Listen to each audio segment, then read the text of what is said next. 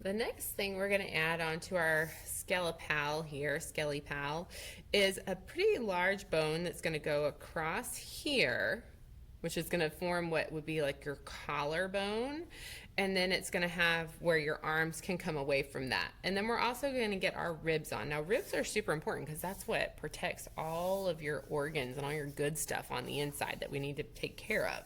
So we got to really create some cool ribs. All right. I think the easiest way for us to do this is, again, we're going to use our hand as our unit of measurement. Again, okay? But your hands are probably not going to be long enough for this. You may have to add on a little bit. So what you're going to do is this. You're going to lay your hand on your paper. You're going to mark the bottom of your hand, just like we've been doing. But then at the top of your hand, I want you to hold at the top of your hand with your pencil. And then I want you to take, let's see, I think this will work. I think if you take your hand and you turn it sideways and you add on, let's see, add on a couple of your fingers. I'm going to add on 3 of mine. 1, 2, 3. And I'm going to mark that place as well. And that's going to give me the height that I need for fitting all of those bones within. Now, again, my hands are too big for that, so I'm going to draw. I'm just going to draw what I know it needs to be. I'm going to start off by drawing a line going side to side. Okay? I'm going to come down to where I marked the bottom of my hand, and I'm going to draw another line going side to side. But do you notice that this line's a little skinnier, or a little shorter, I should say, a little shorter than this line? That's important. I'm going to connect those 2 lines with a diagonal line. One side, 2 side. 1, 2. So I end up with this type of a shape to work with. I've got a line on the top that's pretty wide. I've got a line on the bottom that's not as long, and it's connected with a diagonal line on the right side and the left side. And then I can go ahead and get that cut out before moving on to the next step. Again, I'm saving my scraps so that I can continue to work with them for smaller bones later, because that will be helpful to you. Okay, I'm going to take at the top of this, I had a straight line, but I'm going to turn it, instead of into a straight line, I'm going to turn it into a curve. It's not going to be a super deep, deep, deep curve. It's going to be about a curve like, again, a banana. So I'm using the idea of a banana a lot here for these curves because they're not super deep curves. They're just slight curves. And I'm going to get that cut out. Okay. Now, I'm going to ask you to use 2 fingers to lay at the top, just right up against that curve, and mark down from 2 fingers. Wherever you put that mark right there, you're going to add another banana curve.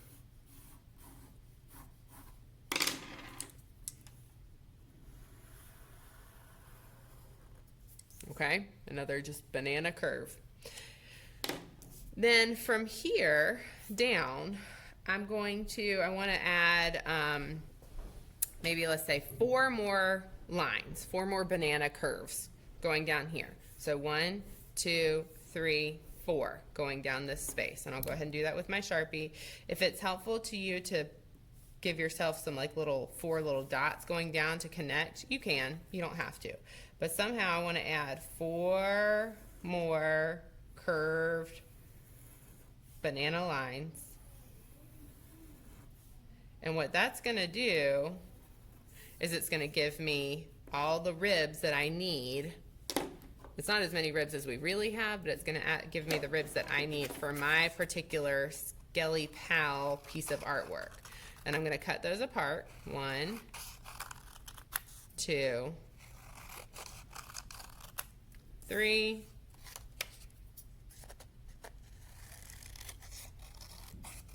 4, and then I have 5 ribs and 1 little bit larger bone.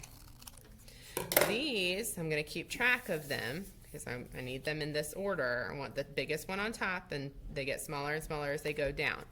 I'm going to take my big one first, and it's going to get glued right below the chin, not touching the chin, just coming down just a little bit And I'm going to add a little glue onto my spine here. I'm going to take this bone that I created. I don't want it to be way over here. I don't want it to be way over here. I want it to be centered about like this.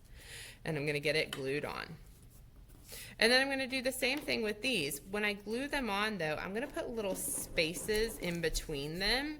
And actually looking at this, I may only end up needing 4, and I think I can leave the 5th one out. I don't think I'm going to need that. Okay, so I'm going to go ahead and get these 4 things glued down, leaving a little bit of space in between each one. I think what I'll do is just go ahead and add my bits of glue on here, and then I can pick up my rib pieces. 1, make sure you're picking them up in order, 2, 3, and 4. And now my little Skele-Pal has a skull, a spine, some ribs, and some hips to keep building on. I'm going to build the arms of my skeleton first. Now remember when I told you guys that the arm has 1 big bone on top and 2 bones on the bottom part of the arm? We're not going to create all those. We're just going to create 1 for the top, and we're going to create 1 here, okay, and then we'll create a hand to go off of that. So your arms, in the end, there's 2 bones. We're going to be creating 2 bones per arm, and there's 2 arms. So 2 and 2 means 4. We're going to need 4 arm bones for our Skele-Pals that we are creating. I want your arm bones, because you don't want these gigantic, super duper long arms, but you also don't want like teeny tiny T-Rex arms. Each bone for your arm, I want you to make them, here's going to be your unit of measurement. Listen carefully to this one. You're going to mark, again, the bottom of your hand onto a paper. I'm just using a little scrap here. You're going to mark the bottom of your hand, and then you're going to travel up your hand, but not all the way to the very end of it. This time you're going to travel up your hand, and when you get to your set of first knuckles, like where you can bend your fingers, that's what I want you to mark. If it's helpful to you, you could even roll your fingers down, not all the way into a fist, but you could roll them down so that that first knuckle is showing, but the rest of your fingers aren't. And you can mark the bottom of your hand, and you can mark above that middle finger knuckle right there. And that's going to give you the height that you need for each of those 4 bones. It might be helpful once you've done that to go ahead and just cut away any extra scrap. So now I'm going to work on trying to fit, I think I could probably get all 4 bones out of this one paper. And I'm going to show you a trick to do that. I'm going to take this paper and I'm going to fold it in half, hot dog style. Okay, so not hamburger. I'm going to fold it in half, hot dog style. And if I draw 2 bones right here, right next to each other, well then when I cut them out, look at this, there's this extra paper back here behind it. I'm going to end up with all 4 of my bones. So I'm going to draw 2 bones just right next to each other on this paper. An easy way, you can do your bones a couple different ways. I'll show you a couple different shapes on this extra paper here. You could draw a circle, or I guess that's not really a circle, it's like a letter C and then a backwards letter C. And then if you connect those with straight lines in the middle, that shape will work very well for you for a bone. Another thing you could do would be to draw a letter E and or a number 3, I guess a number 3 and a backwards number 3, and then connect those with your straight lines. And that will give you another way of doing your bone. Either one of these are going to work for you. I'm going to stick with the circle one. So I'm just going to come on here and I'm going to draw a letter C towards the top. I'm going to draw another letter C right underneath that. So this is the side of 2 of my bones. I'm going to do the same thing on the other side, although these are backwards letter C's. And I'm going to connect my letter C's with straight lines. And then look at that. I have 2 bones drawn on my paper, 2 bones drawn on my paper side by side. But when I cut out this one, I'm going to be cutting from this paper as well, and I will end up with 2. I think you're going to want to cut, well, I think you're going to want to cut the one that is closest to the open side of your paper first, so that you can still cut the other one easily. I'm going to just cut straight across here.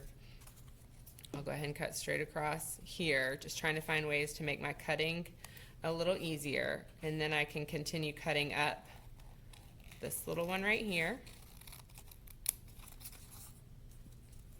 And because I use that trick of folding paper, I've ended up with 2 bones. And I'm going to set those to the side so they don't get mixed up with any scraps. And I'm going to do the same thing for this one, where I'm going to cut around.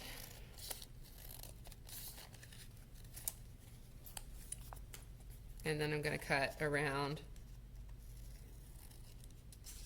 this one. Okay, before you glue your arms down, you get to do a little bit of playing, because I have 4 bones here, and I could have my skeleton just have his arms going like this and just dangling down next to its side, and that would be perfectly fine. That would be, you know, a great answer to this. But I also could have my skeleton have its arms going like this to look like he could have his hands on his hips. Or I could have my skeleton have one hand on his hips and one hand looking like he's waving. Oop, you can't really see that, can you? You keep moving it over. My skeleton is outgrowing my camera. All right, so he's looking like he's waving. Or maybe I could come up with a way to make my skeleton look like he's dancing with his arms. Maybe you even want to stand up and do a little movement with your own arms to figure out a way that you'd like your skeleton to stand. I'm going to go with this one. I'm going to have my skeleton look like he has one hand that's going to be on his hips and one hand that is going up like he's waving. And I'm going to get those glued together. The way I'll glue them together is I'll add a little bit of glue right here on the edge of this bone and glue this down. And then my circles give me what gets glued together at the elbow joint here. So I'm going to add a little bit of glue here. And I'm going to glue this bone to this one. Now, of course, it doesn't have a hand yet, so there's nothing on its hip. There's just a gap there. But when I create the hand, I can make that look like it's like resting on my skeleton's hips. And I'm going to add a little bit of glue here. And here to have my other arm going up into the air.